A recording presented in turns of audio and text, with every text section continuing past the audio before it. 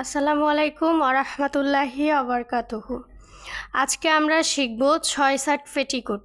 ৬-৭ পেটিকোটের মাপ এবং সূত্রগুলো আপনি কিভাবে বের করবেন এবং সূত্র অনুযায়ী কিভাবে অঙ্কন করে নেবেন। আপনি যদি ৬-৭ পেটিকোট তৈরি করতে চান সেক্ষেত্রে প্রথমে শরীর থেকে মাপ নিতে হবে ২টি। আপনি যার জন্য ৬-৭ পেটিকোট তৈরি করবেন তার শরীর থেকে মাপ নিয়ে নেবেন ২টি। ১ নাম্বার মাপ হলো লম্বা। প্রথমে নিতে হবে লম্বার মাপ। লম্বার মাপ নিতে হবে নাভি থেকে ধরে, পায়ের পোশাকগুলোর মাপ ধরতে হয় নাভি থেকে ধরে লম্বায় ঝুলে সেলাইয়ের পরে আপনি যতটুকু টেকাতে চাচ্ছেন সেই অনুযায়ী আপনার লম্বার মাপটা নিয়ে নেবেন। এখানে দেখেন আমি লম্বা নিয়েছি ৩৬ ইঞ্চি, সেলাইয়ের পরে আমি ৩৬ ইঞ্চি টেকাতে চাচ্ছি, তার জন্য আমি এখানে লম্বা নিয়েছি ৩৬ ইঞ্চি। আপনি সেলাইয়ের পরে যতটুকু টেকাতে চান সেই অনুযায়ী লম্বার মাপটা নিয়ে নেবেন। ২ নাম্বার মাপ হলো বেল্ট বা কোমরের মাপ। এখানে আমি বেল্টের মাপ নিয়েছি ৩২ ইঞ্চি। আপনাদের কোমরের মাপ বা বেল্টের মাপ সেলাইয়ের পরে যতটুকু টেকাতে চাচ্ছেন সেই অনুযায়ী নিয়ে নেবেন। তো বেল্টের মাপটা এমনভাবে নিতে হবে আপনার পরতে এবং খুলতে যেন অসুবিধা না হয়, কোমর থেকে মাপটা নিয়ে নেবেন। তো এখানে আমি বেল্টের মাপ নিয়েছি ৩২ ইঞ্চি। প্রথমে আমাদের এই যে কোমর বেল্টের যে কাপড়টা আছে বা কোমরের যে কাপড় থাকবে বা পট্টি থাকবে এই কাপড়টা কাটিং করতে হবে। এই কাপড়টা হবে 2 পার্ট। এখানে যে কাপড়টা আছে এই কাপড়টা হবে 2 পার্ট।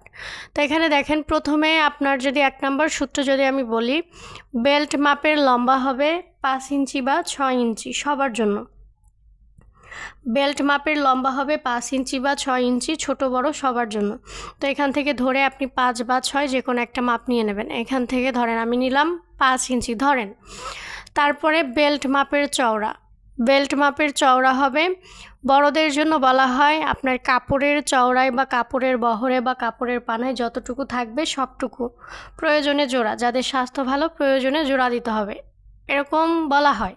তো আমি এখানে বলবো আপনার বেল্টের মাপ যার যেটা হবে সেটাকে অর্ধেক করবেন। অর্ধেক করতে হলে কি করতে হবে, 2 দিয়ে ভাগ দিতে হবে। 2 দিয়ে ভাগ দেবেন। 2 দিয়ে ভাগ দেওয়ার পরে 1/2 ইঞ্চি বা 1 ইঞ্চি যোগ করবেন সেলাইয়ের জন্য। এখানে দেখেন আমার বেল্ট আছে 32 ইঞ্চি। 32 ইঞ্চিকে যদি আমি অর্ধেক করি বা 2 দিয়ে ভাগ দেই তাহলে হয় 16 ইঞ্চি। 16 দুগুণে হয় 32। 16 ইঞ্চির সাথে আমি আরও 1 ইঞ্চি যোগ করে এখানে বেল্ট মাপের চওড়াটা নিয়েছি 17 ইঞ্চি।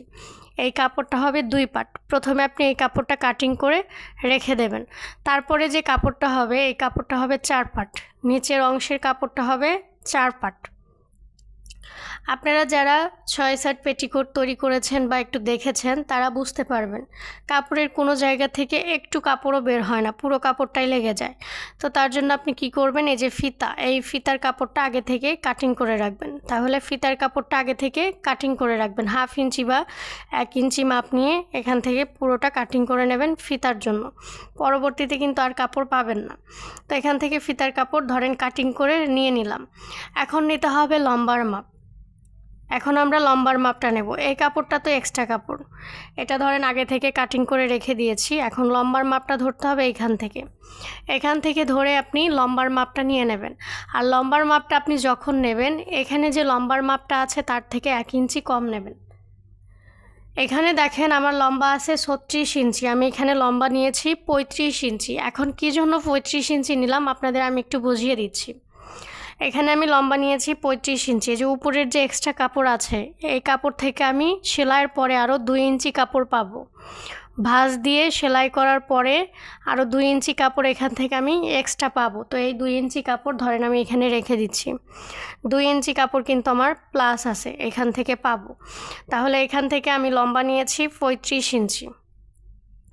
35 ইঞ্চির মধ্য থেকে আমরা যখন সেলাই করব নিচের দিকে প্লেট সেলাই হবে, এই প্লেট সেলাইটা এই 35 ইঞ্চির মধ্য থেকে আরও 1 ইঞ্চি বাদ দিয়ে দিব।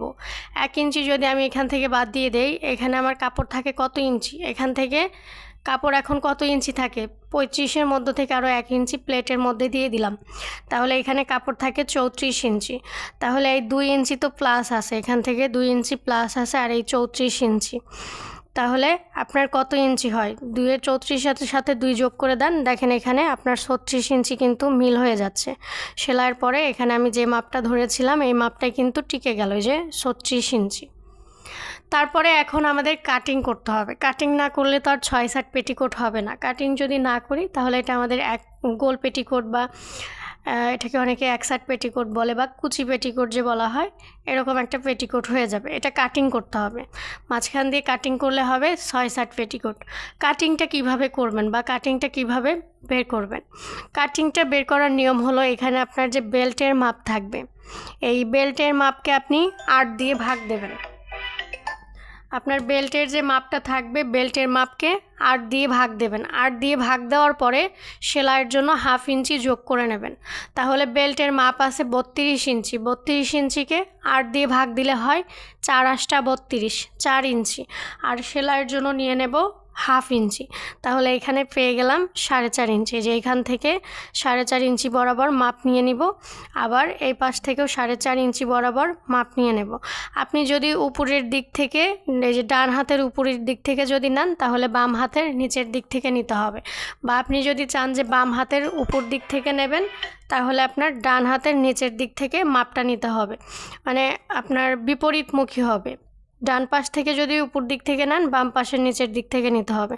তো এখানে আমি ডান দিক থেকে নিয়েছি, আর এখান থেকে বাম দিক থেকে নিচের দিক থেকে নিয়েছি। তো এই দাগের সাথে এই দাগটা মিল করে দিয়েছি। এই যে এটা হবে কাটিং। কাটিং করবেন, এই সাইডটা নিচে আসবে, এই সাইডটা নিচে তো আসে। আর এটা আপনার কোমর লাইন হবে, এটাও কোমর লাইন হবে, উপরের দিকে চলে যাবে। তো এই হলো আমাদের 6-7 পেটিকোটের কিছু অংশ আমি বলে দিলাম, মাপ সূত্র সবই মুখে মুখে বলে দিয়েছি। তো এটা যদি কাপড়ে দেখতে চান, আমাকে সবাই কমেন্টস করে জানাবেন। আর পরবর্তীতে কোন সাইজের বা কোন পোশাকটা দেখতে চাচ্ছেন সূত্র সহকারে, সবাই কমেন্টস করে বলে দেবেন। কোন পোশাকটা দেখতে চাচ্ছেন সবাই কমেন্টস করে জানাবেন। তো সবাই ভালো থাকবেন, আজকে এই পর্যন্তই। আল্লাহ হাফেজ।